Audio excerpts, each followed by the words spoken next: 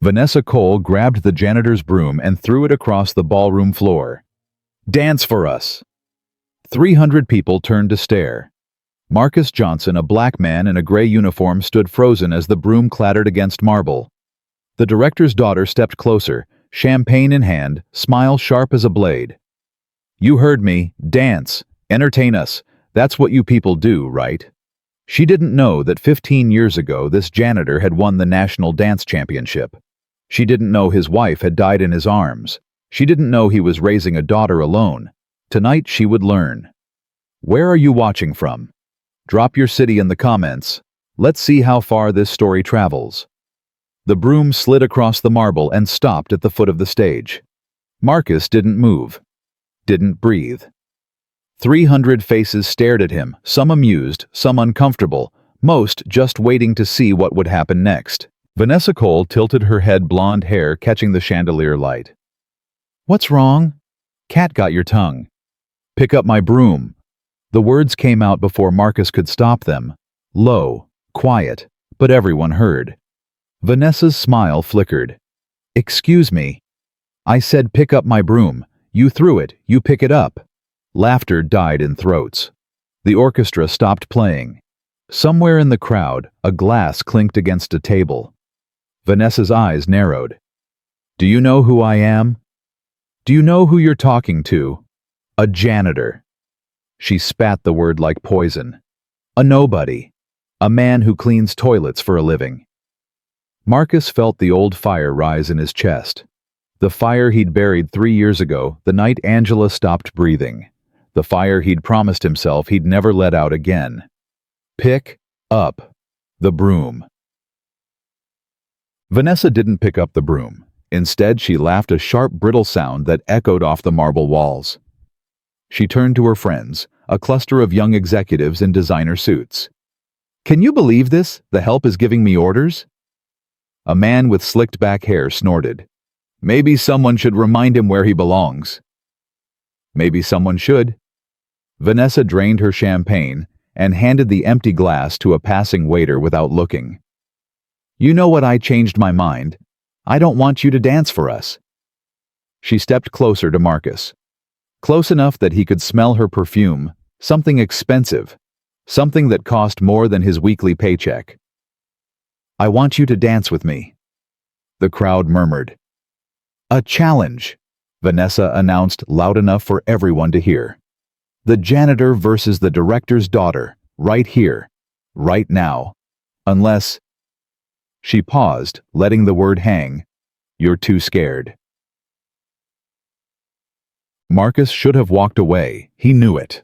Every instinct screamed at him to pick up his broom, disappear into the shadows, and forget this ever happened. He had a daughter at home, bills to pay, a job he couldn't afford to lose. But then he saw it. Behind Vanessa's arrogance, behind the cruel smile and the cutting words, fear. Just a flicker. Just a moment. But it was there. She was terrified. Not of him. Of something else. Something deeper. The kind of fear that makes people lash out at strangers, tear down anyone who reminds them of their own emptiness. Marcus had seen that fear before, in the mirror, every night after Angela died. "Why?" he asked quietly. Vanessa blinked. "Why what? Why do you need this? Why do you need to humiliate a man you don't know in front of people you don't care about for a moment? You won't remember tomorrow." The question hit her like a slap. For 1 second, just one, her mask cracked. Something raw flickered across her face. Pain, loneliness, the desperate need to matter. Then it was gone. "Because I can," she said coldly. "Because you're nothing, and I'm everything. And tonight, everyone in this room is going to watch you prove it." Marcus thought about his daughter. Maya, 8 years old, sleeping right now in her small bed with the purple nightlight clutching the stuffed elephant her mother had given her the week before she died. This morning, Maya had called him, her small voice crackling through his phone during his break. "Daddy, will you dance with me when you come home, like you used to dance with Mommy?" He'd said maybe. He'd said we'll see. He'd said everything except the truth. The truth was that Marcus hadn't danced in 3 years. Not since the funeral. Not since he'd packed away the trophies and medals and photographs. Not since he'd decided that the man who danced, the man who won championships, who spun his wife across stages, who felt music in his bones, was dead. That man was buried next to Angela. But now standing in this ballroom facing a woman who saw him as nothing more than dirt on her shoes, Marcus felt something stir. Something that had been sleeping for 3 long years. Battle them. All right. The word came out calm, steady. Vanessa's eyes widened. What? I said all right. Marcus pulled off his gray work jacket and dropped it on a nearby chair. Underneath he wore a simple white shirt, sleeves rolled to the elbows. You want to dance? Let's dance. The crowd exploded in whispers. He accepted. Is he serious? This is going to be embarrassing. Vanessa recovered quickly, but Marcus caught at the flash of uncertainty in her eyes. She hadn't expected him to say yes. Fine. She kicked off her heels and handed them to a friend. DJ something with a beat. Let's see what the janitors got. The music started. A pulsing Latin rhythm that filled the ballroom like a heartbeat. Vanessa moved first. Her body flowed with practiced precision.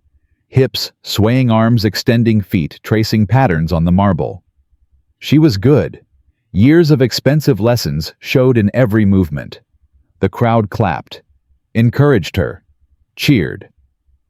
Marcus stood still. Battle. What's the matter? Vanessa called over the music spinning past him. Frozen. He didn't answer. I knew it. She laughed, playing to the crowd. All talk, no action. Just another. Marcus moved, not walked, not stepped, moved. His body exploded into motion like a coiled spring releasing. His feet hit the floor in rapid-fire patterns, tap, slide, spin, stop. His arms sliced through the air with precision that made Vanessa stumble back. The crowd went silent. He could feel it now. The music wasn't just sound. It was blood. It was breath. It was the pulse of something he'd tried to kill, but couldn't. His shoulders rolled. His hips shifted. His feet painted stories on the marble floor. 15 years ago, he'd done this in front of 20,000 people. He and Angela, moving as one body, one soul. They'd won gold that night. She'd cried in his arms and whispered, "We did it, baby. We really did it." Now he was alone. But the rhythm remembered. His body remembered. And for the first time in 3 years, Marcus Johnson was alive. Vanessa stopped dancing. She stood in the middle of the floor, chest heaving, watching this janitor, this nobody, command the room like he owned it. Every move he made was sharper, smoother, more powerful than anything she'd ever seen. The crowd wasn't clapping for her anymore. How? Her voice cracked. How are you? Marcus didn't answer. He spun past her close enough that she felt the wind of his movement. His eyes were closed, his face calm. His body speaking a language she couldn't understand. The music built toward its climax. Marcus launched into a sequence he hadn't performed since Chicago, a combination of footwork and spins that had taken him 2 years to perfect. His shoes slapped the marble like thunder. His body bent and twisted in ways that seemed impossible. The crowd erupted, cheering, screaming. Phones raised everywhere, recording the moment. And then Marcus stopped, dead center of the floor, breathing hard, sweat on his brow. He opened his eyes and looked directly at Vanessa. Then he extended his hand. Heck, the room held its breath. Vanessa stared at his hand, the hand that pushed brooms, that mopped floors, that cleaned toilets. The hand of a man she'd called nobody. What are you doing? She whispered. Offering you a choice. A choice. Take my hand. Dance with me. Not against me, with me. His voice was steady, but his eyes held something she couldn't read. Or walk away. Prove to everyone here that you're exactly who they think you are. Her heart pounded. Behind her, she could feel the crowd watching. could feel her father's eyes burning into her back, could hear the whispers starting. She won't do it. She's scared. Look at her face. Vanessa's hands trembled. She thought about her father, about his expectations, about the way he looked at her when she disappointed him, which was always. She thought about her so-called friends who would laugh about this tomorrow, regardless of what she did. She thought about how empty she'd felt walking into this gala, how she'd seen the janitor in the corner and felt something twist in her gut, envy maybe, for a man who seemed at peace with his invisible life. She'd wanted to destroy that peace, wanted to make him feel as small as she felt. And now he was offering her his hand. Vanessa. Her father's voice cut through the noise. Richard Cole stood at the edge of the crowd, face rigid. His eyes said everything his mouth didn't. Don't you dare. She looked at him, then at Marcus. The janitor's hand was still extended, patient, waiting. I'm sorry, Vanessa whispered. Marcus tilted his head. For what? For the broom, for the things I said, for... She swallowed hard. For being exactly who everyone thinks I am. Her fingers touched his palm. The crowd gasped. Marcus's hand closed around hers, warm, firm, steady. He pulled her gently toward him. Then let's show them who you could be. They danced, not against each other, together. Marcus led his body, guiding hers through movements she'd never learned in her expensive studios. This wasn't performance. This was conversation. His rhythm asking questions. Her body learning to answer. She stumbled. He caught her. She hesitated. He waited. She fell into the wrong beat. He adjusted, never once making her feel small. The music swelled. Vanessa felt something crack open in her chest, something she'd kept locked away for years. Tears burned her eyes. She didn't know why. When the song ended, the applause was deafening. But Marcus didn't bow. He didn't play to the crowd. He simply released her hand, stepped back, and met her eyes. Thank you, he said quietly. For what? For taking my hand. The aftermath was chaos. Phones flashed. People pressed forward, wanting to shake Marcus's hand, wanting to know who he was. Questions flew from every direction. Where did you learn to dance like that? Are you a professional? What's your name? But through the crowd, Marcus saw only one face. Richard Cole pushed through the bodies until he stood inches away. His jaw was tight. His eyes were cold. My office. 7 a.m. tomorrow. Don't be late. He turned and walked away, pulling Vanessa behind him. She looked back once, her expression unreadable, before disappearing into the crowd. Marcus stood alone in the chaos, wondering if he'd just saved his soul or destroyed his life. At midnight, Marcus drove home. The streets were empty. His hands still trembled on the steering wheel, not from fear, but from something else. Something he'd forgotten he could feel. His phone buzzed. A text from his mother. Maya woke up asking for you. She's back asleep now. Everything okay? He typed back. Everything's okay. Tell her Daddy loves her. Tell her I'll dance with her tomorrow. He meant it this time. The house was quiet when he arrived. His mother had left a plate of food in the fridge. He didn't touch it. Instead, he walked to Maya's room and stood in the doorway. She was sleeping, nightlight glowing purple, stuffed elephant tucked under her arm, her small chest rising and falling. Marcus knelt beside her bed, took her hand so tiny in his. I danced tonight, baby, he whispered. For the first time in 3 years, I danced. Maya stirred, but didn't wake. Your mama would have been proud. She always said I'd find my way back. She always believed that. He pressed his lips to his daughter's forehead. I don't know what happens tomorrow. I might lose my job. I might lose everything. But tonight, his voice broke. Tonight, I remembered who I am, and I'm not going to forget again. I promise. He stayed there for a long time, holding his daughter's hand in the purple light. Tomorrow would bring consequences. Richard Cole's cold eyes. Vanessa's uncertain future. A storm he couldn't predict. But tonight, Marcus Johnson was no longer invisible. Tonight, he was a man who danced. And that was worth everything. Marcus didn't sleep that night. He sat at the kitchen table until 3 a.m., staring at the same spot on the wall where Angela's photograph used to hang. He'd taken it down 6 months after she died, because looking at her smile made it hard to breathe. Now the wall was blank, but he could still see her there. Still hear her voice. "You're going to be okay, baby. You always land on your feet." But this time felt different. This time, he'd poked a bear. And the bear owned the building where he worked. At 5 a.m., his mother shuffled into the kitchen. Dorothy Johnson was 68 years old, with gray hair she refused to dye and hands that had worked 3 jobs to put Marcus through school. She took one look at her son and knew. "You didn't sleep." Couldn't. She poured herself coffee and sat across from him. "Maya told me something interesting this morning. Said she dreamed you were dancing on a big stage with lots of people watching." Marcus looked up.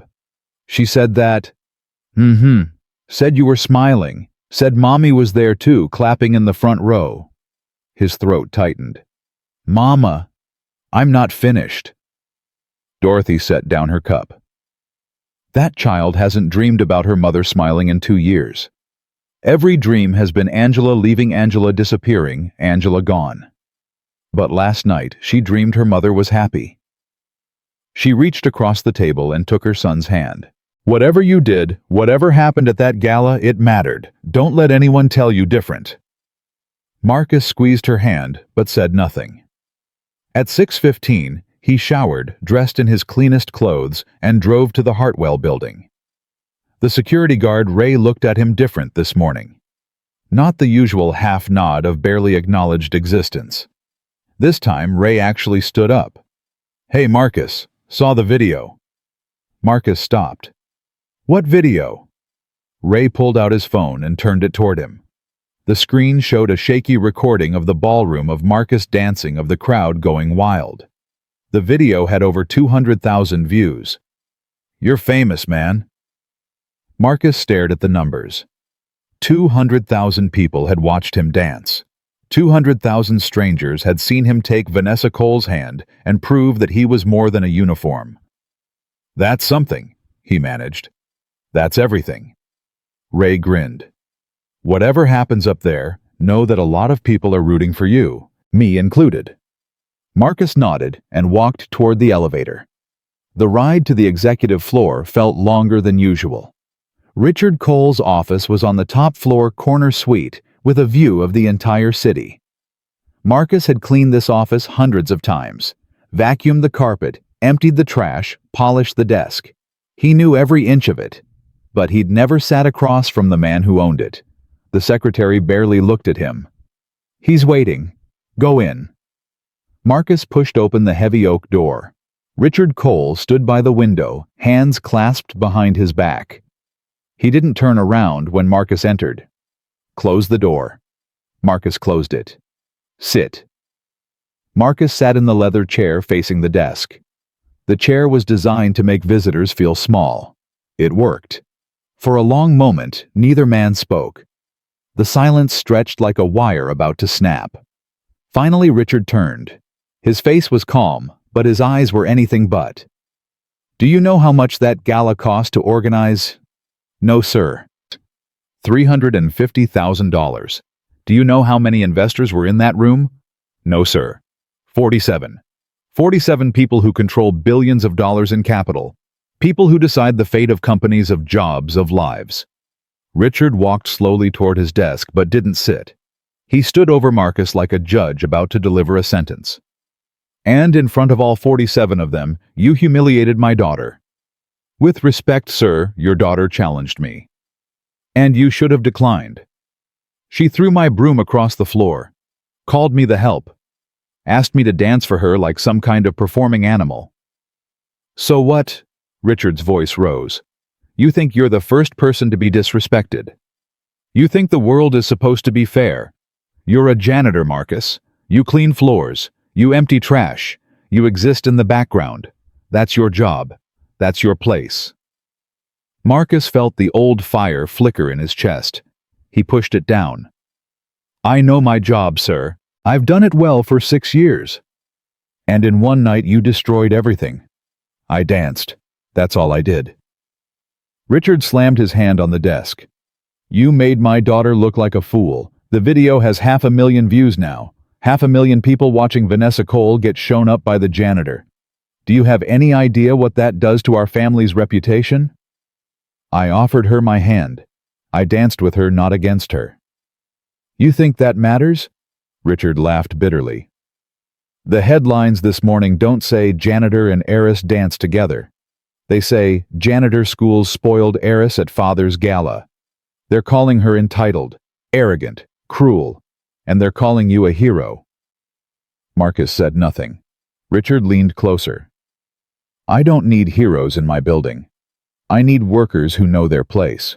Workers who don't embarrass the people who sign their paychecks. I understand, sir. Why? Do you? Because if you did, you would have kept your head down and let my daughter have her moment. You would have shuffled your feet, played the part, and gone back to your broom. Instead, you chose pride. You chose ego. And now... He straightened, smoothing his tie. Now you're fired. The word landed like a punch.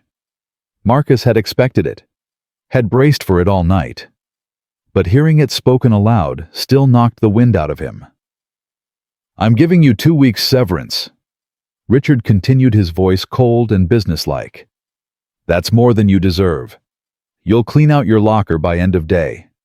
Security will escort you out. Don't speak to any employees on your way. Don't speak to the press. And don't ever set foot in this building again. Marcus stood slowly. His legs felt numb. Is that all, sir? Richard studied him for a long moment. Something flickered across his face. Not regret, not sympathy, but something close to curiosity. You really were good. The dancing. I've never seen anything like it. Thank you. It doesn't change anything. I know. Marcus turned toward the door. One more thing. He stopped. Stay away from my daughter. Whatever you think happened between you two on that dance floor, forget it. She's not your concern. She never was. She never will be. Marcus opened the door. Mr. Cole. Richard raised an eyebrow. I feel sorry for her, growing up with a father who thinks people exist to know their place. He met Richard's eyes. I hope she finds a way out. He walked through the door and didn't look back. The elevator ride down felt even longer. Marcus's hands were shaking by the time he reached the basement. Patterson was waiting by the locker's, arms crossed, face unreadable. I heard. News travels fast. It's all over the building. Patterson sighed. I'm sorry, Marcus. For what it's worth, I think he's wrong. What you did last night, that took guts. Guts don't pay rent. No, they don't. Patterson reached into his pocket and pulled out a folded piece of paper. But maybe this helps. I made some calls this morning. There's a community center on the east side, St. Mary's. They've been looking for someone to teach dance classes to neighborhood kids. Doesn't pay much, but it's something. Marcus took the paper. An address. A phone number. A name, Father Thomas. Why would you do this for me? Patterson shrugged. Because I've been watching you for 6 years. You're the only janitor who ever treated this job like it mattered. You deserved better than this place. Now maybe you'll find it. Marcus nodded, throat too tight to speak. He cleaned out his locker, a photo of Maya, a spare shirt, his lunchbox, and walked toward the service exit for the last time. Ray was waiting outside. I'll walk you out. Make sure nobody bothers you. You don't have to do that. I know. Ray fell into step beside him. But I want to. My grandfather was a janitor. Cleaned schools for 40 years. Never got a thank you, never got a raise, Never got anything except sore knees and a pension that barely covered his medicine. He died thinking he didn't matter. They stopped at the parking lot. You proved last night that he was wrong. That all of us doing jobs nobody sees we matter. We're more than our uniforms. Marcus shook his hand. Thank you, Ray. Don't thank me, just don't disappear. Whatever you do next, make sure people see you. Marcus drove home with the windows down. The cold air helped him think. He'd lost his job. He had maybe 3 months of savings less if something unexpected came up. Maya needed new shoes. His mother's medication was due for refill. The car was making a sound he couldn't afford to investigate. But underneath the fear, underneath the uncertainty, there was something else. Freedom. For 6 years he'd made himself small, kept his head down, accepted invisibility as the price of survival. And what had it gotten him? Fired anyway. Thrown out by a man who saw him as less than furniture. Angela's voice echoed in his mind. You can't hide forever, baby. Sooner or later you have to step back into the light. He'd stepped into the light last night. And even though it had cost him everything, he couldn't regret it. When he got home, Maya was awake. She ran to him the moment he walked through the door, wrapping her arms around his waist. Daddy, Grandma showed me the video. You were dancing like you used to dance with Mommy. He knelt down to meet her eyes. You saw that. Everyone saw it. Grandma said it's famous. Maya's face was glowing. Will you teach me? Will you teach me to dance like that? He pulled her into his arms and held her tight, felt her small heart beating against his chest, remembered all the reasons he had to keep going. Yeah, baby, I'll teach you. That afternoon, Marcus called the number Patterson had given him. A gruff voice answered on the third ring. St. Mary's Community Center, Father Thomas speaking. Father, my name is Marcus Johnson. I was told you're looking for a dance instructor. A pause. Then, you're the janitor from the video. Word gets around. Son, that video has 2 million views now. You're not just getting around, you're everywhere. Father Thomas chuckled. I've been praying for someone to help these kids. Never thought the answer would come from a viral video of a man dancing at some rich folks' party. I'm not sure I'm the answer to anyone's prayers. That's not for you to decide. Can you come by tomorrow? Meet the kids. See if it feels right. Marcus looked at Maya, who was watching him with wide eyes. I'll be there. He hung up and knelt beside his daughter again. How would you feel about Daddy teaching some other kids to dance? Maya's face lit up. Can I come too? I think that can be arranged. That night, for the first time in 3 years, Marcus slept without dreaming of Angela's hospital room. Instead, he dreamed of music, of movement, of a room full of children learning to find rhythm in their bones. Across town, Vanessa Cole was not sleeping at all. She sat in her apartment, a penthouse her father paid for, decorated by a designer she'd never met, and stared at her phone. The video had been shared to every social media platform. Her face was everywhere. Her words were being quoted, analyzed, mocked. That's what you people do, right? She'd actually said that. On camera. To a man she didn't know, a man who turned out to be more talented than anyone she'd ever met. Her phone buzzed. Another text from her friend Caroline. Girl, you need to go dark. Delete everything. This will blow over. Vanessa didn't respond. She scrolled through the comments instead, each one a fresh wound. Imagine being that entitled and that untalented. The janitor ate her up, and she deserved every second. This is why people hate rich kids. She called him you people. In 2024, the privilege is wild. But the comment that broke her wasn't an insult. It was a question. Does anyone know the janitor's name? He deserves recognition, not her. His name. She didn't know it. She'd challenged him to a dance-off, tried to humiliate him in front of everyone she knew, and she didn't even know his name. Her phone rang. Father. She let it go to voicemail. Couldn't handle his disappointment right now. Couldn't handle his plans for damage control. Couldn't handle being Vanessa Cole, the director's daughter, for one more second. She walked to her closet rows of designer dresses, shelves of shoes that cost more than most people's rent, and felt nothing. Empty, hollow, all this stuff, all this money, all this privilege, and what did she have? Nothing real, nothing earned, nothing that mattered. She thought about the janitor's face when he'd extended his hand. No anger, no revenge, just an offer. Take my hand. Dance with me. Let me show you who you could be. She'd taken it. For one moment, one song, she'd let herself be led by a man who cleaned toilets for a living. And it was the most alive she'd felt in years. Now it was over. He was probably fired. Her father would make sure of it. And she would go back to her empty life, her shallow friends, her perfectly decorated prison. Unless. The thought flickered like a candle in a dark room. Unless she did something, changed something, became someone worth being. She grabbed her keys and walked out the door. The next morning, Marcus arrived at St. Mary's Community Center at 9 a.m. sharp. The building was old, cracked, paint-sagging roof, a front door that squeaked when you opened it. But inside, it was alive. Children ran through the hallways, laughing, shouting, chasing each other with the boundless energy of kids who didn't know yet how hard the world could be. Posters covered the walls, artwork, announcements, photos of community events. A basketball game was happening in the gym. Somewhere nearby, someone was cooking something that smelled like home.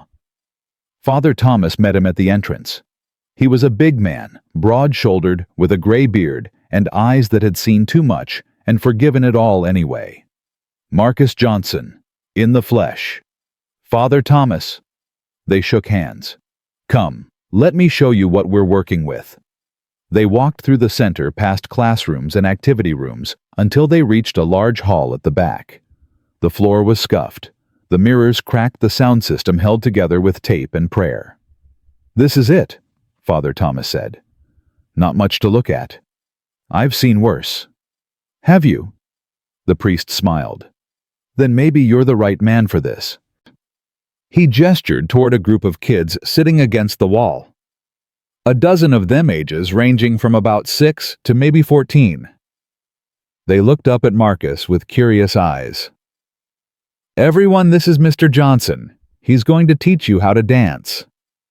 A boy in the front, maybe 10, with a skeptical expression, crossed his arms. You, the janitor from the video? Marcus nodded. That's me. You got fired. I did. For dancing. For not knowing my place. The boy considered this. That's messed up. Yeah, it is. Another kid, a girl with braids and a fierce look in her eyes, stood up. Can you really dance like that? Or was it just the video? Marcus felt the corner of his mouth twitch. Only one way to find out. He walked to the old stereo in the corner and pressed play. A song crackled through the speakers, something with a beat, something with soul. And Marcus moved. Not as explosively as he had at the gala. This wasn't about proving anything. This was about showing them what was possible. His feet traced patterns on the scuffed floor. His body found rhythms he'd forgotten he knew. His arms told stories without words. When he stopped, the kids were silent. Then the boy in front grinned. Okay, that was tight. Father Thomas laughed. I think you're hired, Mr. Johnson. For the next hour, Marcus worked with the kids. He didn't teach them complicated moves, not yet. He taught them how to listen to music, how to feel the beat in their chest and let it move through their body, how to stop thinking and start trusting. Some kids picked it up fast, others struggled. One boy, quiet and withdrawn, refused to participate at all. He just sat in the corner and watched. After the class, Marcus approached him. Not into dancing? The boy shrugged. Dancing's for girls. You think so? That's what my dad says. Marcus sat down beside him. What's your name? Deshawn. Deshawn, can I tell you something? The boy nodded warily. I used to think the same thing. When I was your age, my friends made fun of any boy who danced, said it wasn't cool, said real men don't move like that. So what changed? I saw a man dance at my church one Sunday. Big guy. Looked like he could play football. But when the music started, he moved like water, like air, like the music was inside him and had to get out. Marcus paused. That man was my father. And that day I realized that dancing wasn't about being a boy or a girl. It was about being free. Deshawn was quiet for a long moment. Then, "Is he still alive?" "Your dad?" "No. He passed when I was 16. "I'm sorry." "Me too." Marcus stood up. "You don't have to dance, Deshawn. But if you ever want to try, I'll be here. No pressure, no judgment, just movement." He walked away, leaving the boy alone with his thoughts.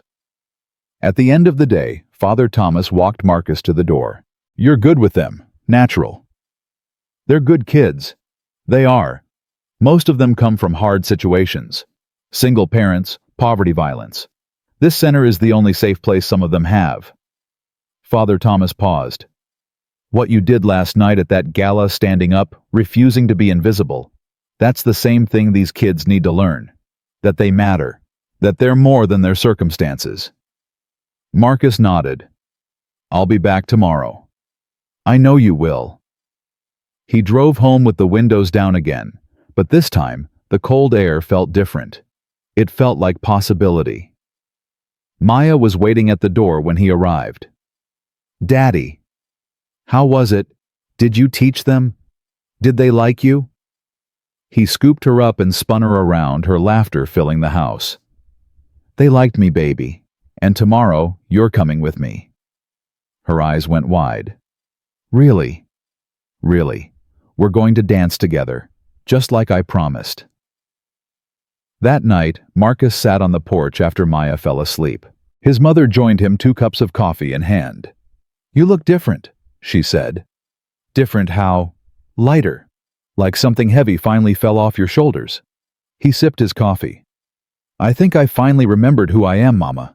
After 3 years of trying to forget." Dorothy smiled. "Angela always said you'd find your way back. She knew you better than you knew yourself." "I miss her." "I know, baby. I know." She put her hand on his. "But she's still with you. Every time you dance. Every time you teach those kids. Every time you show Maya what her daddy's made of. Angela's right there." They sat in silence for a while, watching the stars come out one by one. Tomorrow would bring new challenges. The money would run out eventually. Richard Cole might find new ways to punish him. The world would keep spinning indifferent to one man's small rebellion. But tonight, Marcus Johnson had a purpose again, and that was enough to keep going. 2 weeks passed, and the video refused to die. Marcus stopped counting views after it hit 5 million. The story had taken on a life of its own, shared, commented on, debated across every platform. Janitor versus heiress became a cultural moment, a symbol of class warfare, of dignity, reclaimed, of everything people wanted to believe was possible. But Marcus didn't care about any of that. He cared about the 12 kids waiting for him every morning at St. Mary's. He cared about Maya's face lighting up when she nailed a new step. He cared about Deshawn, the quiet boy who still sat in the corner, but now tapped his foot when he thought no one was watching. On the 15th day, something changed. Marcus was leading the class through a basic rhythm exercise when the door opened. He assumed it was Father Thomas, maybe a parent picking up early. He didn't turn around. "Keep the beat, everyone. Feel it in your chest. Let your body follow." "Mr. Marcus." One of the girls, Aaliyah, had stopped dancing. Her eyes were fixed on the door. "Someone's here." Marcus turned. Vanessa Cole stood in the doorway. She wasn't dressed like before. No designer gown, no perfect hair, no expensive perfume cloud. She wore jeans, a simple white blouse, sneakers that looked like they'd actually been worn. Her face was bare of makeup, and there were shadows under her eyes. The children stared. A few of them recognized her from the video. That's her, Deshaun whispered from his corner. That's the lady who threw your broom. Marcus felt his jaw tighten. Class take 5. Practice what we learned. I'll be right back. He walked toward Vanessa, each step measured. She didn't move, didn't run, just stood there, hands clasped in front of her like a defendant waiting for sentencing. Outside, Marcus said quietly. She nodded and followed him into the hallway. The door closed behind them. Marcus crossed his arms and waited. Vanessa opened her mouth, closed. It tried again. I know I'm the last person you want to see. You're not wrong. I came to apologize. You could have sent a letter. A letter wouldn't mean anything. She met his eyes and he saw it again, that flicker of something real beneath the surface. I needed to say it to your face. I needed you to see that I mean it. Marcus studied her for a long moment. Say what you came to say. Vanessa took a breath. I've spent the last 2 weeks watching that video, over and over. At first I hated it. Hated how stupid I looked. Hated how everyone was laughing at me. But then I started watching you instead of me. The way you moved. The way you carried yourself. The way you offered me your hand even after everything I'd said. Her voice cracked. I've had everything my whole life. Money, clothes, connections. My father gave me whatever I wanted as long as I performed. As long as I was the perfect daughter, the perfect image, the perfect representation of the Cole family brand. She laughed bitterly. Do you know what that does to a person? Being raised as a performance instead of a child. I don't. It makes you empty. It makes you mean. It makes you hurt other people because you don't know how else to feel anything. Marcus uncrossed his arms. He didn't soften, but he listened. That night at the gala, I saw you in the corner, sweeping, minding your business. And something about you made me angry. You looked peaceful, content, like you didn't need anything from anyone. Vanessa shook her head. I've never felt that way.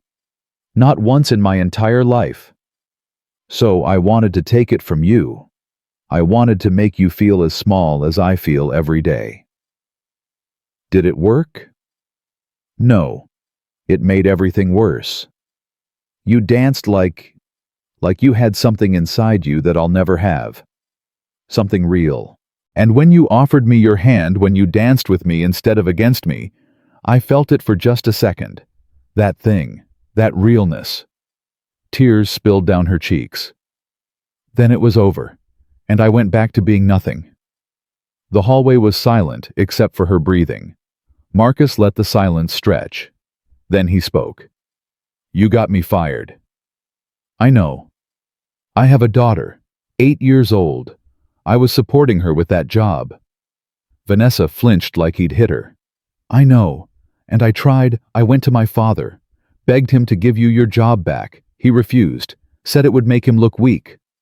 So what do you want from me? Forgiveness, absolution.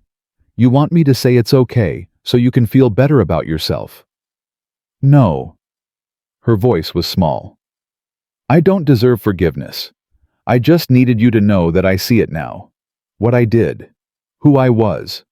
And I hate her. I hate the person I've been. Marcus looked at her. Really looked. Past the expensive clothes she wasn't wearing, past the reputation she was drowning in, past every assumption he'd made about rich people and their spoiled children. He saw a woman his daughter's age who had never been taught how to be human. Hating yourself doesn't fix anything, he said quietly. Trust me. I've tried. Vanessa wiped her eyes. Then what does doing something, being something, finding out who you are when nobody's watching and nobody cares? I don't know who that is. Then figure it out. He turned toward the door. But not here. These kids don't need your guilt. They need consistency. They need someone who shows up because they want to, not because they're trying to wash away sins. He reached for the handle. Wait. He stopped. What if I came back? Not to apologize, not to make myself feel better. What if I came back to help, really help? Marcus turned. Help how? I don't know. Whatever you need. Cleaning, organizing, answering phones. I'm not asking to teach. I know I haven't earned that, but I want to do something. I need to do something. Her voice broke again. Please. I'm drowning in that life. If I go back to it, I'll never get out. He studied her face, looking for the lie, the manipulation, the angle. He'd spent enough years around wealthy people to know how they operated. Everything was a transaction. Everything had a price. But he didn't see that in Vanessa's eyes. He saw desperation. The real kind. The kind he'd felt 3 years ago standing at Angela's grave, begging God for a reason to keep going. You show up late, you're gone. You bring drama, you're gone. You treat any of these kids like they're less than you, you're gone. Vanessa nodded quickly. I understand. I don't trust you. I know. But everyone deserves a chance to change. He opened the door. Monday, 7 a.m. Don't be late. She let out a breath she'd been holding for what seemed like hours. Thank you. Don't thank me yet. You haven't seen how hard these kids work. He walked back into the hall. The children were still practicing their small bodies, finding rhythms, their faces concentrated with effort. Maya was helping one of the younger kids, guiding her arms with gentle patience. Vanessa watched from the doorway. Something shifted in her expression, not the polished mask she usually wore, but something softer. Something almost like hope. Monday came faster than Vanessa expected. She arrived at 6:45, 15 minutes early.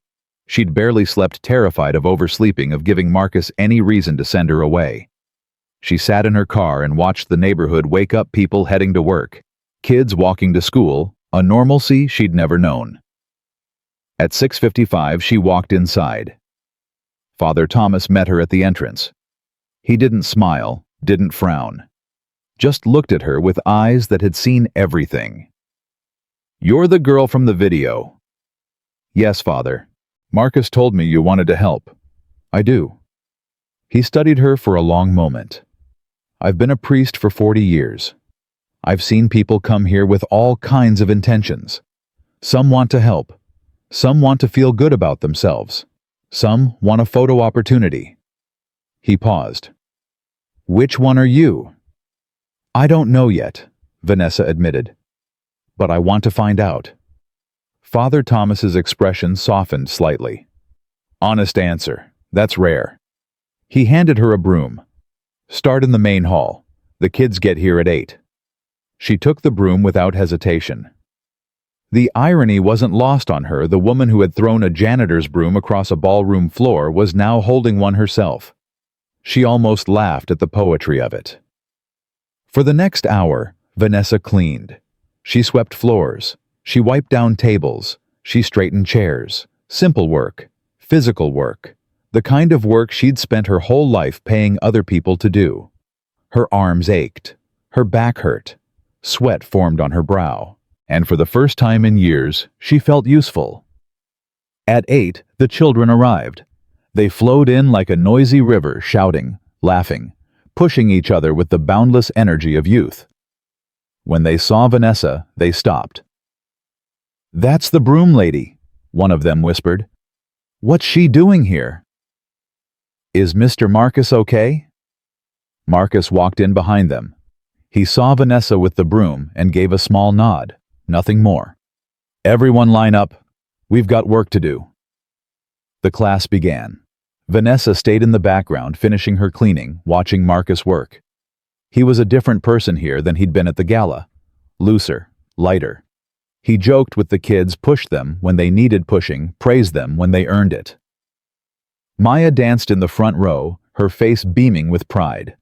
She was good naturally, rhythmic, fearless in her movements. Every few minutes, she'd look back at her father for approval. Every time he'd smile and nod. Vanessa felt her chest tighten. She couldn't remember her father ever looking at her that way. After class, the kids scattered for snacks. Marcus approached Vanessa. You stayed. You told me to. I told you to show up. I didn't tell you to clean for 3 hours without complaint. She shrugged. leaning the broom against the wall. First time I've done manual labor in my life. My trainer would be horrified. How do you feel? Vanessa considered the question. Sore. Tired. She paused. Alive. Marcus studied her. Same time tomorrow. I'll be here. The days turned into weeks. Vanessa became a fixture at St. Mary's. She arrived early every morning, cleaned without being asked. Helped organize supplies, answered phones when Father Thomas was busy. The kids stopped calling her Broom Lady and started calling her Miss Vanessa. Some of them even smiled when they saw her. She still didn't teach. Didn't join the dance classes. Just worked in the background, learning what it meant to be useful without being the center of attention. It was the hardest thing she'd ever done. Her father called daily, demanding to know where she was, why she'd moved out of the penthouse, why she wasn't answering her friends' messages. She kept the conversations short. I'm fine, Daddy. Fine. You've disappeared. Caroline says she hasn't heard from you in 3 weeks. The charity board is asking why you missed the last 2 meetings. I'm busy. Busy with what? Whatever you're doing, stop. Come home. This isn't who you are. Maybe that's the point. She hung up before he could respond. One evening after the kids had gone home, Vanessa sat alone in the empty hall. The mirrors reflected her tired face, her messy hair, her clothes spotted with dust. She barely recognized herself. You're still here. She turned. Marcus stood in the doorway, Maya beside him. I was just leaving. Maya wants to show you something. The little girl stepped forward, suddenly shy. I made up a dance. Daddy helped. Vanessa glanced at Marcus, uncertain. He nodded. Show me. Maya walked to the center of the floor. Marcus pulled out his phone and played a song, something soft, something gentle. Maya began to move. She wasn't technically perfect. Her arms sometimes went the wrong way, her timing occasionally slipped. But she danced with joy, with freedom, with the pure expression of a child who had never been taught to perform for approval. When she finished, she looked at Vanessa with hopeful eyes. Did you like it? Vanessa's throat was tight. I loved it. Maya beamed. Daddy said you used to be sad. He said you're learning not to be sad anymore. Vanessa looked at Marcus. He said that. Something like that. Maya ran to her father and took his hand. Can Miss Vanessa come to dinner? Please, I want to show her my room and my elephant and my pictures of Mommy. Marcus hesitated. Vanessa saw the conflict in his eyes, the protective instinct, the lingering distrust, the desire to keep his world separate from everything that had hurt him. It's okay, Vanessa said quickly. I don't want to intrude. Please, Daddy. She's nice now. She cleaned the bathroom yesterday and didn't even complain about the gross parts. Marcus laughed despite himself. You noticed that, huh? I notice everything. Maya looked up at him with Angela's eyes.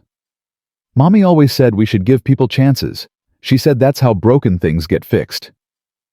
The words hung in the air. Marcus was quiet for a long moment. Then he sighed. One dinner, and you're helping with dishes. Maya cheered. Vanessa tried to hide her surprise, but she couldn't quite keep the emotion off her face. They drove in separate cars to a small house in a modest neighborhood. The paint was peeling slightly, the yard needed work, but there were flowers in the window box and a welcome mat at the door. Inside, Vanessa met Dorothy.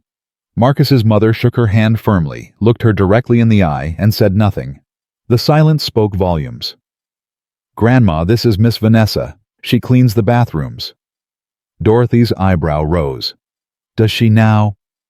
Without complaining, Maya added. Even the gross parts.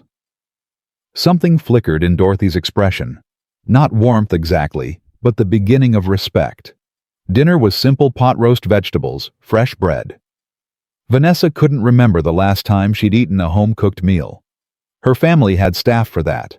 Restaurants for occasions. Nobody cooked. The conversation was awkward at first. Dorothy asked pointed questions about Vanessa's upbringing, her education, her plans. Vanessa answered honestly, even when the honesty was painful. My father raised me to be an accessory, something to display at parties and use for business connections. I never learned how to be a person. Dorothy set down her fork. And you think cleaning bathrooms is going to teach you? I don't know. But it's better than what I was doing before, which was being cruel to strangers because I was empty inside, hurting people to feel powerful, living a life that looked perfect and felt like prison. The table was silent. Maya broke the tension. I think she's doing good, Grandma. She helped me tie my shoes yesterday when Daddy was busy, and she knows all the words to the songs from Frozen. Despite herself, Dorothy laughed. Well, if she knows Frozen, I suppose she can stay for dessert. After dinner, Maya dragged Vanessa to her room to show her the stuffed elephant, the drawings on the walls, and the framed photograph on the nightstand. That's my mommy, Maya said softly. She's in heaven now. Vanessa looked at the picture, a beautiful woman with kind eyes and a warm smile holding baby Maya in her arms. She was beautiful. Daddy says I look like her. You do. Maya sat on her bed, legs dangling. Do you have a mommy? I do, but we're not very close. Why not? Vanessa considered how to answer. She's busy, and I was always busy. We forgot how to talk to each other. That's sad. Maya patted the bed beside her. You should practice. Talking is important. That's what Daddy says. Vanessa sat down. This 8-year-old girl who had lost her mother was offering comfort to a grown woman who had everything and nothing. You're very wise, Maya. Daddy says Mommy gave me that, the wisdom. She picked up her elephant and hugged it. I miss her. I know you do. But Daddy says she's still with us, every time we dance, every time we love each other. Mommy's right there. Vanessa felt tears threatening. She blinked them back. Your daddy is a good man. The best. Maya looked at her with those clear, honest eyes. Are you going to stay Miss Vanessa at the center? I want to. Good, because I think you're broken, but the good kind of broken. The kind that can be fixed if you try hard enough. Vanessa didn't trust herself to speak. She just nodded. Later, after Maya was in bed, Vanessa sat on the porch with Marcus. Dorothy had retreated inside, leaving them alone with the night air and the distant sound of traffic. Thank you for dinner. Thank Maya. She's the one who insisted. She's incredible. She's her mother's daughter. Marcus stared at the stars. Angela would have liked you. The new you, anyway. She always believed people could change. You don't? I'm learning to.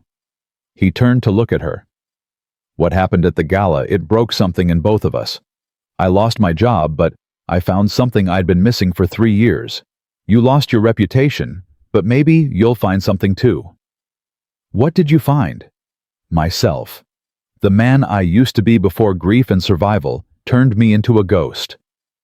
Vanessa nodded slowly. I never had a self to find. I was always just performing, being what other people wanted. I don't know who I am without the money, the clothes, the name. Then this is your chance to find out. They sat in comfortable silence. For the first time, there was no tension between them.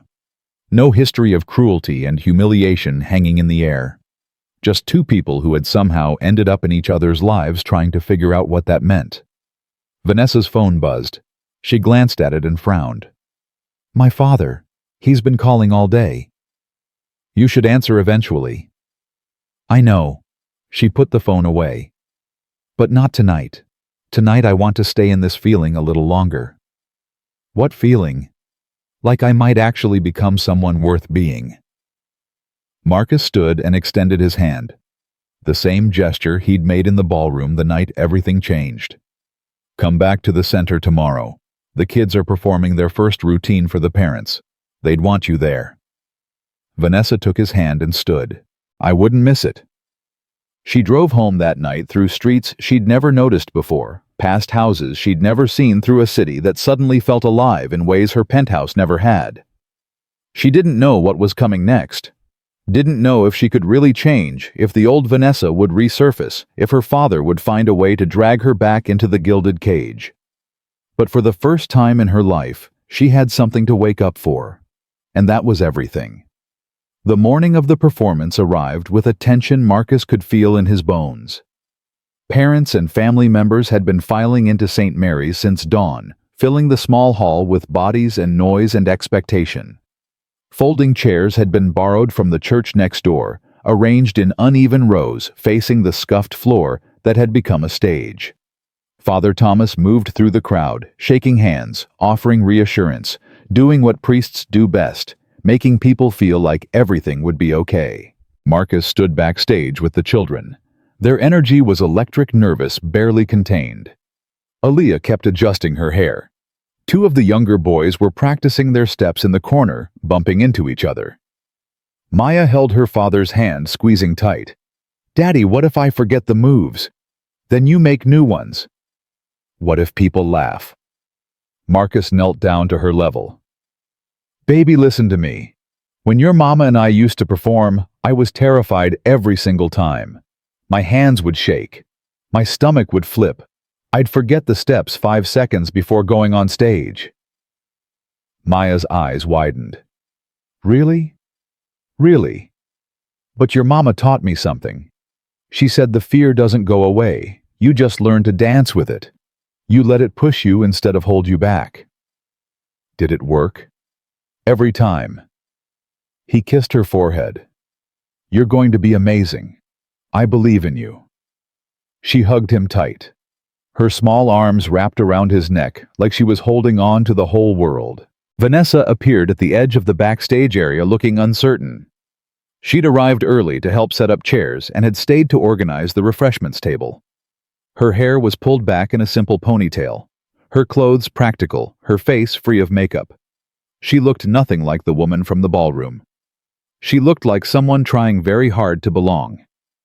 "The parents are seated," she said quietly. "Father Thomas wants to know if you're ready." Marcus stood up. 5 minutes. He gathered the children in a circle. 12 faces looked up at him, some excited, some terrified, all trusting. "Listen to me. What we've been working on these past weeks isn't just dancing. It's telling a story. Your story. Where you come from, what you've been through, what you're going to become." He looked at each of them in turn. "When you get out there, I don't want you to think about being perfect. I want you to think about being real. The audience isn't here to judge you. They're here to see you, really see you, maybe for the first time." "What if we mess up?" one of the younger kids asked. "Then you keep going. You don't stop. You don't apologize. You just find the beat again and keep moving. That's what life is, falling down and finding the beat again." He put his hand in the center of the circle. "Together." 12 small hands stacked on top of his. "Together." The music started. Marcus walked to the side of the stage area and stood next to Vanessa. The children took their positions, their faces transforming from nervous kids to performers in the span of a breath, and then they danced. It wasn't perfect. Aaliyah missed a transition. One of the boys stumbled on a turn. The timing wasn't always synchronized, and there was a moment where everyone seemed to forget what came next. But it was real, raw, honest. These weren't polished performers executing choreography. They were children expressing joy, expressing struggle, expressing the simple human need to be seen. The audience leaned forward. Parents who had looked skeptical at first now had tears in their eyes. A grandmother in the front row pressed her hand to her heart. A father who had arrived with arms crossed slowly unfolded them, his expression shifting from doubt to wonder. And then Marcus noticed Deshaun. The boy had been positioned at the back where he couldn't be seen. That was the agreement: he would stand with the group, but wouldn't have to perform. He'd been too afraid, too convinced that dancing was something other people did. But somewhere in the middle of the routine, Deshaun started moving. Not the choreographed steps, something else. something that came from inside him. His body swayed. His feet found rhythm. His arms began telling a story no one had taught him. Marcus's breath caught. Deshaun wasn't hiding anymore. He was dancing, really dancing in front of everyone. His face was focused, intense, alive. The other children noticed and made room for him, adapting their movements to include him, welcoming him into the story they were telling together. When the music ended, the silence lasted only a heartbeat. Then the room exploded. Parents rose to their feet, applauding, cheering, some of them crying openly. The children stood frozen for a moment, not quite believing what was happening. Then Maya broke into a huge grin, and the others followed, their faces bright with pride and disbelief. Father Thomas moved to the front of the room, his voice cutting through the noise. "Ladies and gentlemen, these children have been working for weeks with a man who believed in them when nobody else did. A man who knows what it means to be overlooked, underestimated, and dismissed. Please welcome Marcus Johnson." More applause. Marcus stepped forward, reluctantly, uncomfortable with the attention. "I don't need recognition," he said when the clapping died down. "These kids are the ones who did the work. I just showed them what was already inside them." A parent in the back raised her hand. "Mr. Johnson, we've all seen the video. We know what happened to you. How are you planning to keep this program running?" The question hit the heart of Marcus's deepest fear. The truth was, he had no idea. His savings were almost gone. Father Thomas couldn't pay him much. The community center was barely scraping by as it was. Before he could answer, a voice came from the back of the room. "He's not." Everyone turned. Richard Cole stood in the doorway. He was dressed in a suit that cost more than everything in the room, combined, flanked by two men who looked like lawyers. His face was a mask of cold authority. Marcus felt his stomach drop. "Daddy!" Vanessa's voice was small, frightened. Richard walked forward, each step deliberate, echoing off the worn floor. The crowd parted for him instinctively, the way people always parted for money and power. "This program is operating without proper permits. The building isn't up to code. There are liability issues that could expose the church to significant legal action." He stopped in front of Marcus. "I could have this place shut down by tomorrow." "Richard." Father Thomas stepped forward, his voice calm but firm. "These children have done nothing wrong. I'm not here about the children. I'm here about my daughter." Richard's eyes found Vanessa in the crowd. "You've been hiding here for weeks, ignoring my calls, abandoning your responsibilities. Do you have any idea what you've done to our family's reputation?" "I've been helping people." Vanessa's voice shook, but she didn't look away. "For the first time in my life, I've been doing something that matters." "Helping people." Richard laughed, a harsh, ugly sound. "You've been scrubbing toilets and serving snacks to children whose parents can't even afford to pay for piano lessons. This isn't help. This is a tantrum, a phase, a cry for attention." "It's not a phase." "Then what is it?" Vanessa stepped forward, her hands trembling but her chin lifted. "It's me figuring out who I am. Without your money, without your expectations, without the prison you built around me since the day I was born." Richard's face reddened. "Prison, I gave you everything. You gave me things. You never gave me you." Tears streamed down her face. "You never asked me what I wanted, never asked who I wanted to be. You just told me what to wear, who to know, how to perform. I was a prop in your life, an accessory." "You were my daughter." "No, I was your brand." The room was silent. Nobody moved. Even the children had gone quiet, sensing something important happening that they didn't fully understand. Richard's jaw tightened. "If you stay here, you're no longer my daughter. I'll cut you off. Completely. No money, no apartment, no trust fund, nothing." Marcus watched Vanessa's face. Watched the war playing out behind her eyes. The fear, the uncertainty, the weight of a lifetime of conditioning pulling against the fragile new identity she was trying to build. "Then I'll have nothing," she said quietly. "That's right. Nothing." Vanessa was quiet for a long moment. Then she looked at Marcus, at Maya, at the children who had just performed their hearts out for a room full of people who loved them. "Then I'll have nothing," she repeated. "And it will be more than I've ever had before." Richard's face twisted. For a moment, Marcus thought he might say something cruel might unleash the full force of his anger. Instead, he turned to Marcus. "This is your doing. You poisoned her mind. You turned my daughter against me." "I didn't turn her against anyone. She made her own choice." "She's a child. She doesn't know what she wants." "She's 26 years old, and she knows exactly what she doesn't want, which is to be you." Richard stepped closer, his voice dropping to a dangerous whisper. "I destroyed you once. I can do it again. I can make sure no one in this city ever hires you. I can make your life so difficult you'll wish you'd never been born." Marcus didn't flinch. "You already did your worst. You fired me for having dignity, for refusing to let your daughter humiliate me without consequence." He met Richard's eyes. "But here's what you don't understand. You didn't destroy me. You freed me.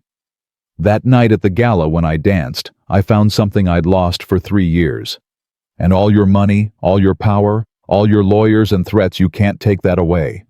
Because it's mine. It's always been mine." Richard's face went pale with rage. He opened his mouth to respond, but Father Thomas stepped between them. "That's enough." The priest's voice carried an authority that had nothing to do with money or status. "Mr. Cole, this is a house of God. You're welcome here, but only if you come in peace. If you're here to threaten and intimidate, I'll have to ask you to leave."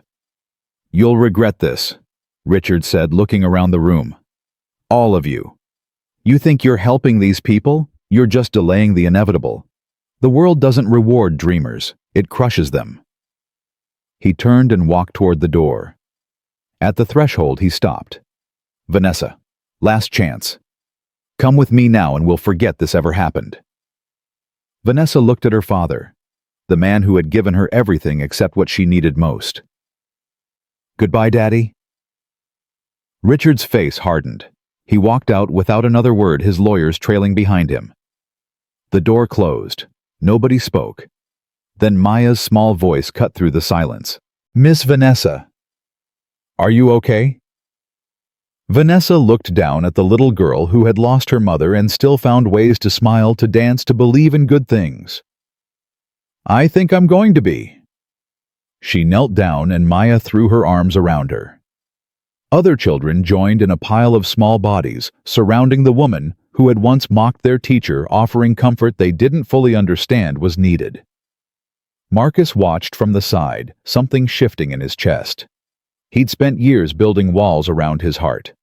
Walls to protect himself from loss, from hope, from the vulnerability of caring too much. But walls also kept good things out. After the crowd dispersed and the chairs were folded and the refreshments were put away, Marcus found Vanessa sitting alone in the empty hall. She was staring at her phone blank screen. No messages, no lifeline to the world she'd just left behind. "He meant it," she said without looking up. "He'll cut me off. By tonight my credit cards will be canceled. The apartment will be locked. I'll have nothing." "You have a job." She laughed bitterly. "A volunteer position at a community center that can barely afford to keep the lights on." "Then we'll figure something out." Marcus sat down beside her. "I've been broke my whole life. It's not fun, but it's survivable." "I've never been broke. I've never been anything." "Then this is your chance to find out what you're made of." Vanessa finally looked at him. Her eyes were red from crying, but something in them had changed. The fear was still there, but so was something else. Something that looked almost like peace. "Why are you being kind to me, after everything I did?" "Because I know what it feels like to be lost, to have your identity stripped away until you don't recognize yourself." He paused. "When Angela died, I wanted to die too. I had a daughter to raise, and all I could think about was how I couldn't do it alone, how I wasn't strong enough, how the best part of me was buried in the ground with her. What changed? Maya. Every morning she woke up needing me. Needing breakfast, needing help with her shoes, needing someone to tell her everything would be okay. I didn't have time to fall apart because she needed me to hold together. He looked at Vanessa. Maybe that's what you need, something to hold together for. The kids, the center, yourself. He stood up and offered her his hand. Come on, Dorothy's making dinner. You look like you could use a home-cooked meal. Vanessa took his hand and stood. Won't she be suspicious? Me showing up 2 nights in a row? Probably. But she makes too much food anyway. Says it's from growing up poor, she never learned how to cook for less than 10 people.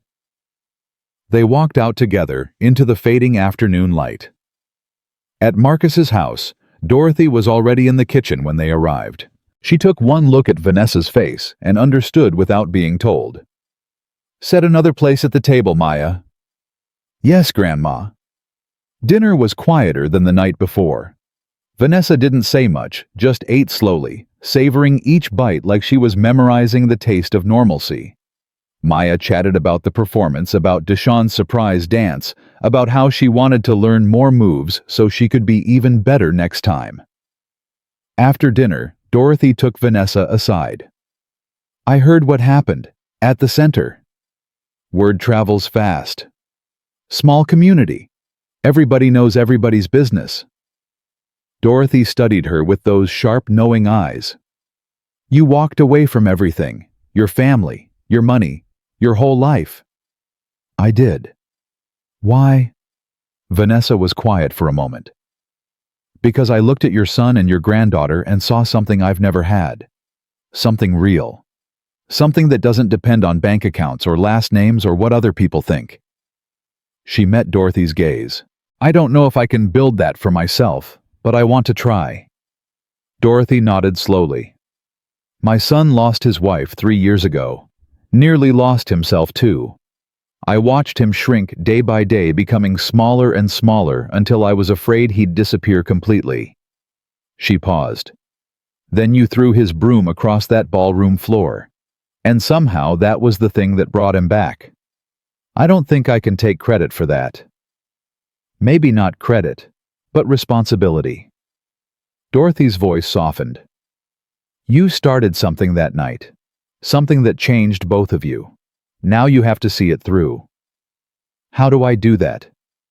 One day at a time, one choice at a time, one act of kindness, one moment of courage, one decision to show up even when it's hard.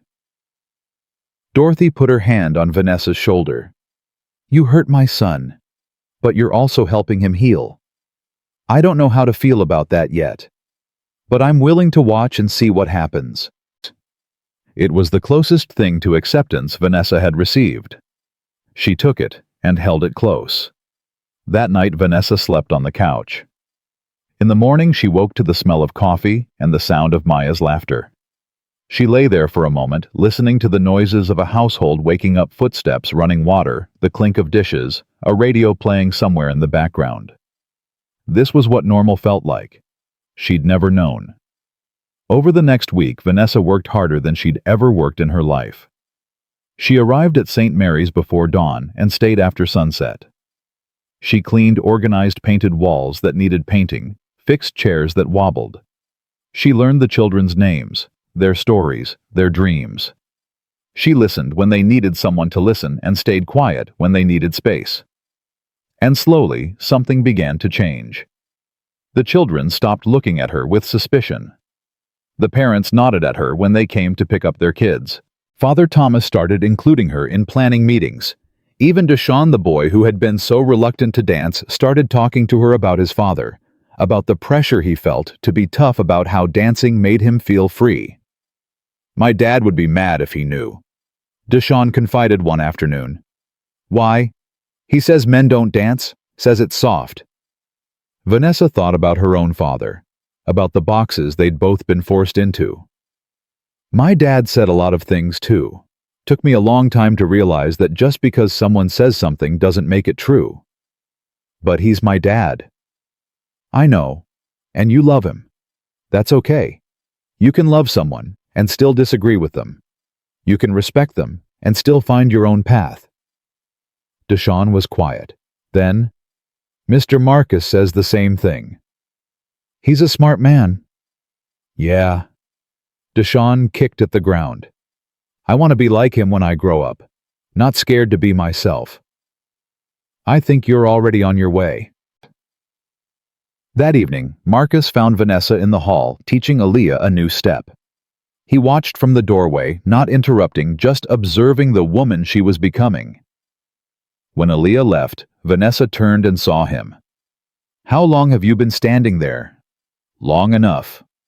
He walked toward her. You're good with them. I'm trying. Trying is more than most people do. He stopped a few feet away. I got a call today. A reporter from the Tribune. They want to do a story about the center, about the kids, about what we're building here. That's wonderful. They also want to talk to you. The heiress who walked away from everything to scrub toilets at a community center. That's the kind of story people eat up. Vanessa frowned. I don't want to be the story. The kids should be the story. I told them the same thing, but they said if you're involved, they'll give us front-page coverage. If not, it's a small feature in the lifestyle section. The weight of the choice settled on her shoulders. If she agreed, she'd be thrust back into the spotlight, the world she'd just escaped. Every detail of her fall from grace would be examined, discussed, judged. But it would also bring attention to the center, to the kids, to the work Marcus was doing. Okay, she said quietly. You sure? No, but if it helps the children, I'll do it. Marcus nodded. Thank you. He turned to leave, then stopped. Vanessa. Yeah. You've changed. I wasn't sure if it would last. If you'd wake up one morning and run back to your old life. He met her eyes. But you haven't. You've shown up every day. You've done the work. You've let these kids into your heart. I didn't have much choice. They're impossible not to love. They are. He paused. And so are you, when you're being real. He left before she could respond. Vanessa stood alone in the empty hall, his words echoing in the silence. She looked at her reflection in the cracked mirrors. Tired eyes, messy hair, clothes that smelled like cleaning solution, and children's sweat. She'd never looked worse. She'd never felt more beautiful. That night, lying on the couch in Marcus's living room, Vanessa allowed herself to imagine a future. Not the future her father had planned, galas and charity boards and strategic marriages. A different future. One with purpose, with meaning, with people who saw her for who she was, not what she could do for them. It was terrifying. It was also the first time she'd felt truly alive. Somewhere in the darkness, she heard Maya talking in her sleep. Fragments of dreams, whispered words, the soft murmur of a child processing her day. Mommy, Maya mumbled. Mommy, look, I'm dancing. Vanessa closed her eyes and let the tears fall silently. She didn't know what tomorrow would bring. She didn't know if Richard would follow through on his threats, if the article would help or hurt, if she would ever figure out who she was supposed to be. But she knew she wasn't alone anymore. And that was enough to keep going. The Tribune article came out on a Sunday morning. Marcus woke up to 17 missed calls and 43 text messages. His mother was already at the kitchen table, newspaper spread out in front of her, reading glasses perched on her nose. You made the front page. He walked over and looked down at the headline. From ballroom floor to community hero, the janitor who danced his way back to life. Below it, a photograph of Marcus surrounded by the children of St. Mary's. They were all smiling. Even Deshawn, who stood in the back but no longer hid his face. Dorothy looked up at him. They wrote about Angela. Marcus stiffened. What did they say? That she was a champion dancer. That you two won nationals together. That she died of cancer 3 years ago and you gave up everything to raise Maya alone. Dorothy's voice softened. They said you stopped dancing the day she died. Until that night at the gala. Marcus sat down heavily. He hadn't told the reporter about Angela. Someone must have dug into his past, found the old articles, the competition photos, the obituary. Is that okay? Dorothy asked. That people know. He was quiet for a long moment. Then, Angela always said our story should be told. She said it might help someone else. Someone who was grieving. Someone who had forgotten how to live. She was a wise woman. The wisest. Maya came running into the kitchen, still in her pajamas. Daddy! Daddy! We're in the newspaper. I saw it on Miss Vanessa's phone. Marcus caught her as she launched herself at him. I know, baby. I saw. Are we famous now? I don't know about famous, but people know about the center, about what we're doing there. Does that mean more kids will come to dance? I hope so. Maya's face grew serious as an 8-year-old could manage. Daddy, the newspaper said Mommy was a dancer too. Like you. She was. The best I ever knew. Do you think she's proud of what we're doing? Marcus pulled his daughter close. I think she's smiling down at us right now. I think she's dancing up there in heaven, showing all the angels how it's done. Maya giggled.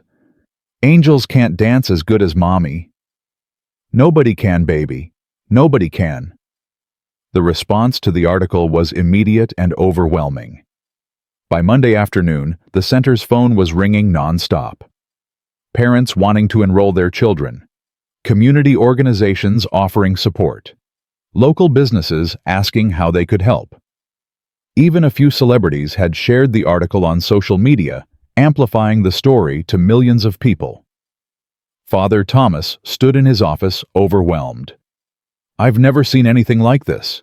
We've gotten more donations in 24 hours than we received all of last year. Marcus was still processing it all. What do we do with it? We build. We grow. We help more children. The priest smiled. God works in mysterious ways, Marcus. Sometimes he uses a ballroom dance to start a revolution. That evening, Vanessa found Marcus alone in the empty hall. He was standing in the center of the floor, staring at his reflection in the cracked mirrors. You okay? Just thinking. About how strange life is. 2 months ago, I was invisible. A janitor nobody saw. Now I'm on the front page of the Tribune, and people are calling me a hero. You are a hero. No. He turned to face her. I'm just a man who refused to be erased. The real heroes are those kids. They show up every day, work harder than anyone I know, and believe in themselves, even when the world tells them they shouldn't. Vanessa walked toward him slowly. The article mentioned me too. I know. I'm sorry if that was uncomfortable. It wasn't. She stopped a few feet away. They called me the heiress who chose humanity over privilege. Nobody's ever described me that way before. It felt right. Because it is right. You made a choice that cost you everything. That takes courage. I had help. She met his eyes. I had you. Maya, Dorothy, Father Thomas, the kids. I had people who showed me what real life looks like. Marcus was quiet. Something had been building between them for weeks, a connection neither of them had named or acknowledged. It lived in the glances that lasted too long, the accidental touches, the conversations that went deeper than either intended. Vanessa, I need to tell you something. Okay. When Angela died, I thought my heart was finished. I thought I'd used up all my love, spent it all on her, and there was nothing left for anyone else. He paused, the words difficult.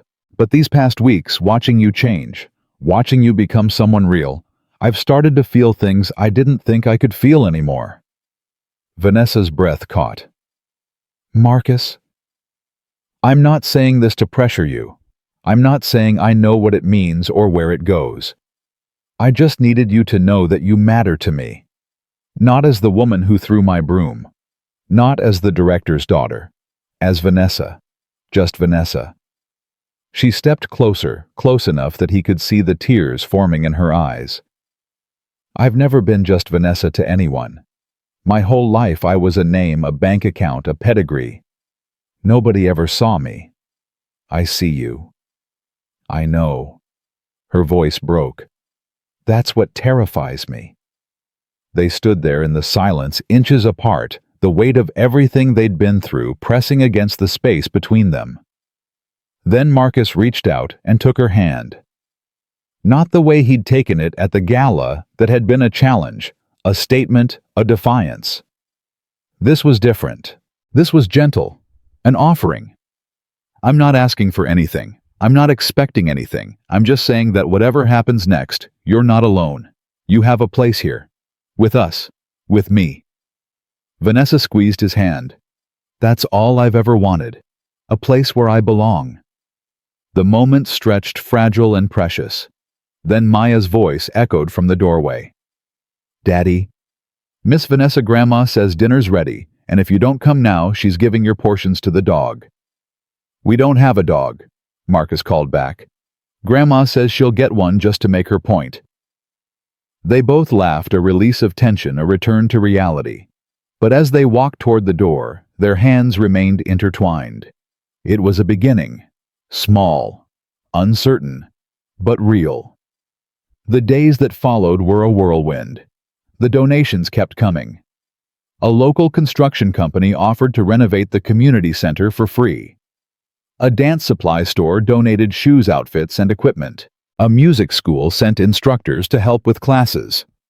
What had started as a scrappy program in a rundown hall was becoming something bigger, something that mattered.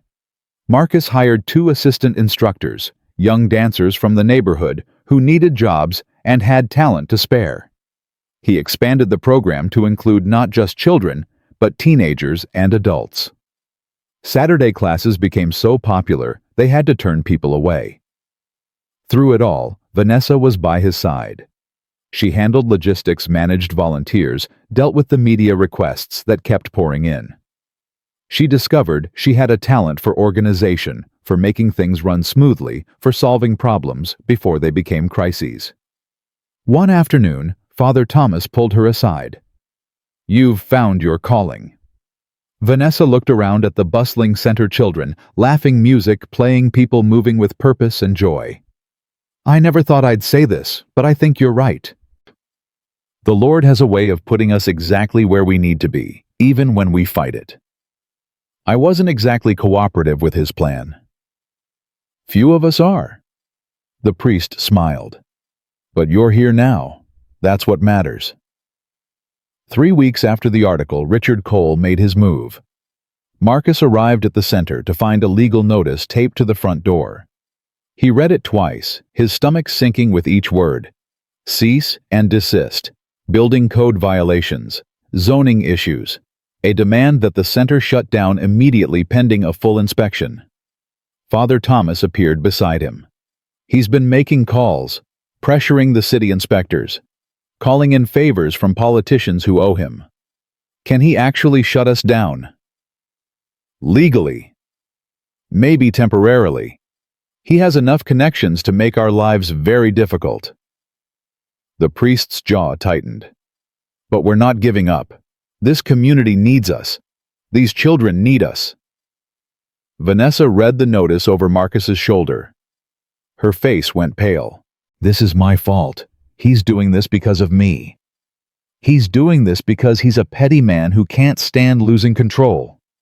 Marcus crumpled the paper. We'll fight it. How? He has lawyers. He has money. He has power. We have something better. What? Marcus looked at the children gathering inside, peering through the windows, their faces worried. He looked at the parents arriving for pickup, stopping to read the notice with confusion and alarm. He looked at Father Thomas standing tall, despite the threat. We have the truth. We have people who believe in what we're doing. And we have a story that millions of people have already heard. That night, Marcus made a video.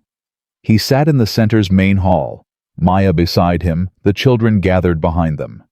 He spoke directly to the camera, his voice steady. My name is Marcus Johnson. 2 months ago, I was a janitor who got fired for dancing. Today, I run a community center that serves hundreds of children who have nowhere else to go. And tomorrow, a wealthy man is trying to shut us down, not because we've done anything wrong, but because his daughter chose to help us instead of living the empty life he planned for her. He paused, letting the words sink in. Richard Cole is using his money and his connections to destroy something beautiful. He's using building codes and zoning laws as weapons against children who just want to learn to dance. He's trying to punish his own daughter by punishing the people she cares about. Maya looked up at him, her small hand finding his. I'm not asking for money. I'm not asking for donations. I'm asking for witnesses. I'm asking everyone who sees this to pay attention, to watch what happens next, to hold Richard Cole accountable for what he's doing. He leaned toward the camera. Because the thing about darkness is, it can't survive in the light, and we're not going to let him operate in the shadows anymore. The video went viral overnight. By morning, it had been viewed 12 million times. News stations picked up the story. Politicians who had been quietly helping Richard Cole suddenly distanced themselves. The city inspector, who had been pressured to shut down the center, announced publicly that he had found no significant violations and would not be recommending closure. Richard Cole's name became synonymous with pettiness and cruelty. His business partners started asking uncomfortable questions. His board members requested emergency meetings. The empire he had spent decades building began to show cracks. 4 days after the video, Vanessa's phone rang. She almost didn't answer. The number was her father's. She'd been ignoring his calls for weeks, but something made her pick up. Vanessa. His voice sounded different, tired, old. Daddy, I need to see you. In person. Can you come to the house? Why? Because I made a mistake. Several mistakes, and I need to apologize. Vanessa didn't believe him, not entirely, but she agreed to meet. Marcus drove her to the Cole Mansion, a sprawling estate on the outskirts of the city that had been in the family for 3 generations. She hadn't been back since the night she'd walked away. You want me to come in with you? No. This is something I need to do alone. I'll be right here. She squeezed his hand and walked up the long driveway. Richard Cole was waiting in the study. He looked diminished, somehow smaller than she remembered, older than he should have been. The arrogance that had always surrounded him like armor was gone. Thank you for coming. What do you want? He gestured to a chair. She didn't sit. I've spent the last week watching my life fall apart. Business partners distancing themselves. Friends refusing my calls. My own board questioning whether I should step down. He laughed bitterly. All because I couldn't let go. Couldn't accept that you'd chosen something different. You tried to destroy a community center full of children. I know.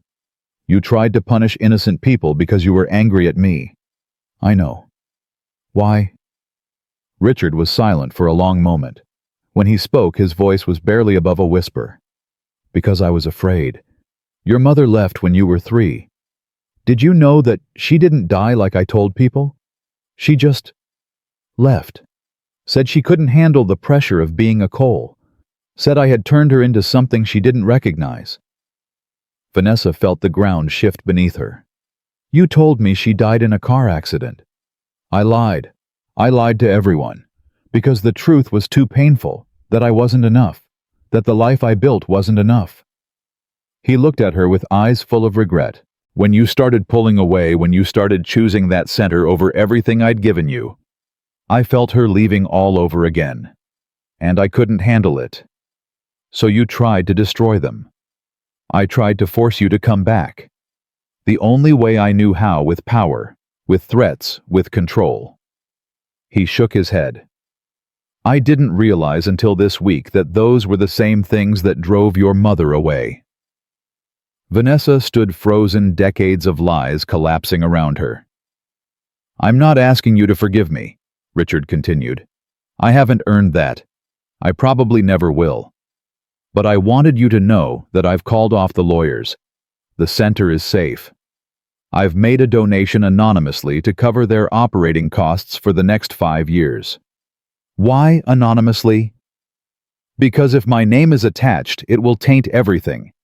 People will think I'm trying to buy redemption. Maybe I am. He stood slowly, like a man carrying enormous weight. I was wrong, Vanessa.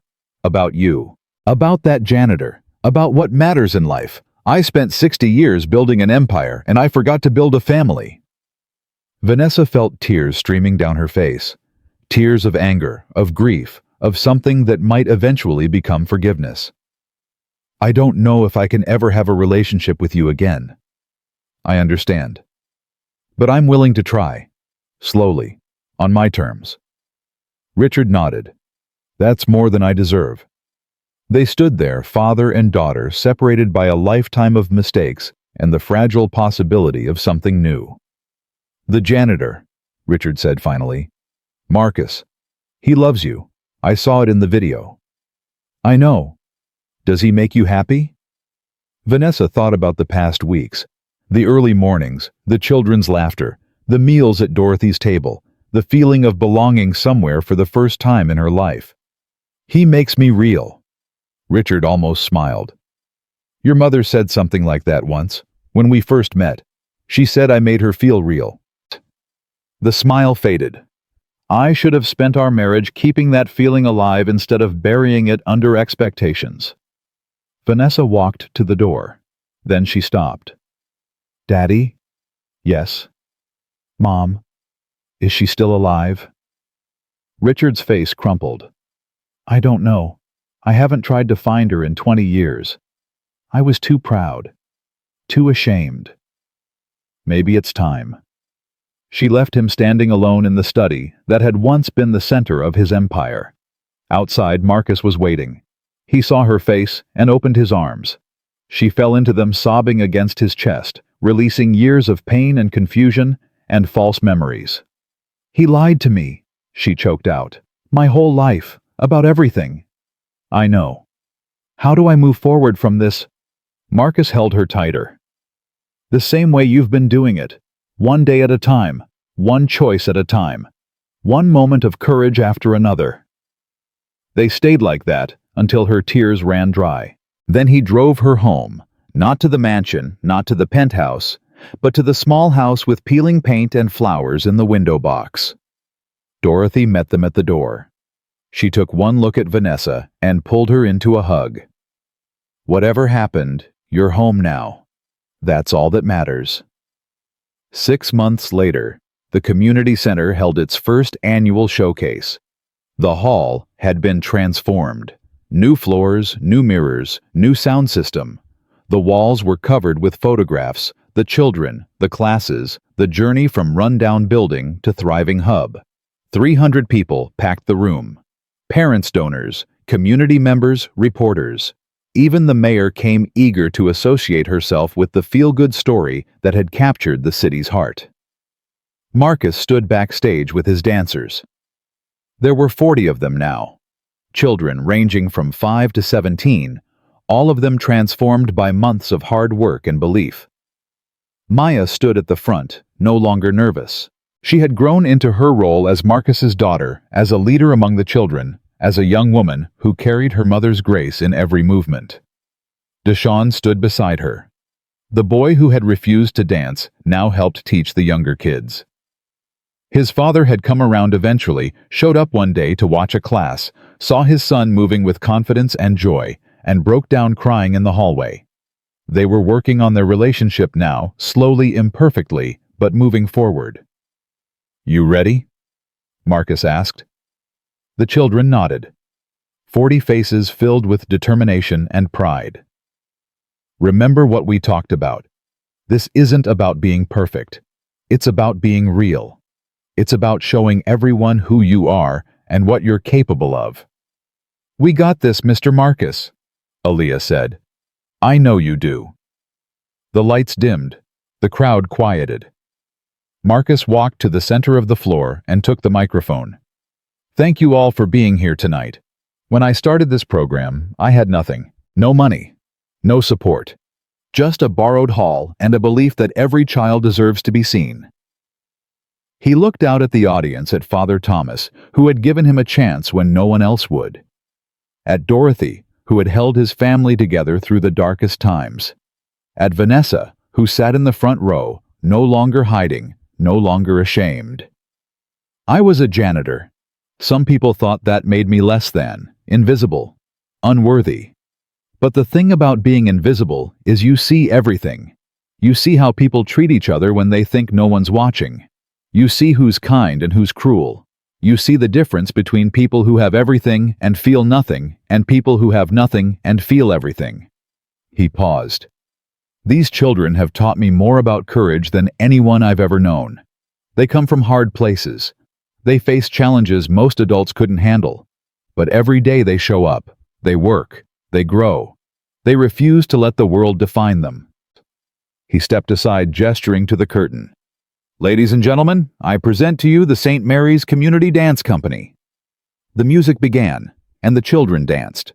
They moved as one body, one heart, one unstoppable force of joy and determination. The choreography was complex months of work distilled into a single performance, but they executed it with precision that belied their youth.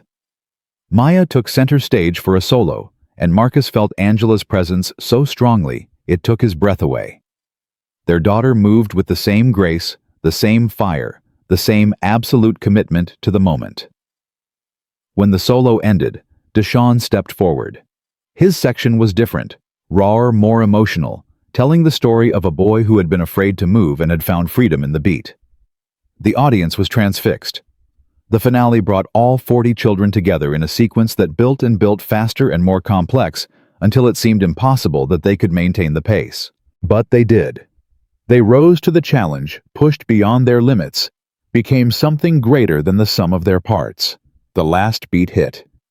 The children froze in their final positions. Silence. Then the room exploded. Standing ovation. Cheers. Tears. Parents rushing forward to embrace their children. Donors writing checks on the spot. Reporters scrambling for interviews. In the midst of it all, Marcus found Vanessa. She was crying, but smiling, the kind of tears that come from watching something beautiful be born. They were incredible, she said. They were. But they're not the only ones who've transformed. He took her hands. Around them, chaos reigned, children celebrating, parents weeping, the whole room alive with energy. But in that moment, it was just the two of them. A year ago, I was sweeping floors and trying not to exist. You were throwing brooms and trying not to feel. Now look at us. Look at us, she echoed. I love you, Vanessa. Not because you're different from who you were, but because you had the courage to become who you always could have been. She squeezed his hands. I love you too. For seeing me when I couldn't see myself. For giving me a chance when I didn't deserve one. For showing me that it's never too late to start over. He pulled her close. It's not starting over. It's becoming. Becoming what? Whatever we choose. That's the point. We get to decide now. Not our pasts. Not other people's expectations. Just us. Maya appeared beside them, her face flushed with triumph. Daddy, Miss Vanessa, did you see us? Marcus scooped her up. I saw baby. You were amazing. Mommy was watching too. I felt her. So did I. Maya looked between her father and Vanessa with the knowing eyes of a child who understood more than adults gave her credit for. Miss Vanessa, are you going to be my family now? Like for real? Vanessa looked at Marcus. He nodded, his eyes full. If you'll have me. Maya threw her arms around Vanessa's neck. I'll have you. Grandma will too. And Daddy already does, even if he's too silly to say it right. Hey, Marcus protested. I say things right. You take forever, Daddy. That's what Grandma says. They laughed together, the three of them, bound by something stronger than blood. Later that night, after the crowd had gone and the hall was empty, Marcus stood alone in the center of the floor. The lights were dimmed, the music silent. But he could still hear the echoes of the children's performance, still feel the energy that had filled the room. He closed his eyes and began to move. Not choreography, not performance, just movement. Pure and free and honest.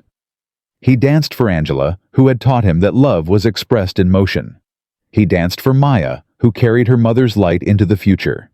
He danced for the children who had shown him that hope was a choice made daily. He danced for Vanessa, who had proven that people could change. And he danced for himself. For the man who had spent 3 years invisible, lost in grief, convinced that the best parts of him were buried in the ground. That man was gone. In his place stood someone new. Someone who had been broken and rebuilt. Someone who had been humiliated and had responded with grace. Someone who had extended his hand to an enemy and found a partner. The music played only in his head, but it was enough. When he finally stopped, Vanessa was standing in the doorway. She didn't say anything. She just walked to him and took his hand. They stood together in the empty hall, surrounded by cracked mirrors that had witnessed transformation. "What now?" she asked. "Now we live, we build, we love. We teach these kids that they matter, that their dreams matter, that where they come from doesn't determine where they're going. And us. Us." Marcus smiled, a real smile, the kind that had been missing from his face for 3 years. "We figure it out together, one day at a time, one dance at a time." He pulled her close, and they swayed gently in the silence. Outside, the city hummed with its usual noise, traffic voices, the endless rhythm of millions of lives intersecting and separating. But in this small hall, in this moment, there was only peace. Marcus thought about the night of the gala, the broom hitting the floor, the laughter, the challenge he should have walked away from. He didn't regret accepting it, not for a second, because sometimes the worst moments of our lives become the doorways to the best. Sometimes humiliation leads to liberation. Sometimes losing everything is how we find ourselves. And sometimes a single dance can change everything. The night deepened. The hall grew darker. But Marcus Johnson wasn't afraid of the dark anymore. He had found his light, and he was never letting it go.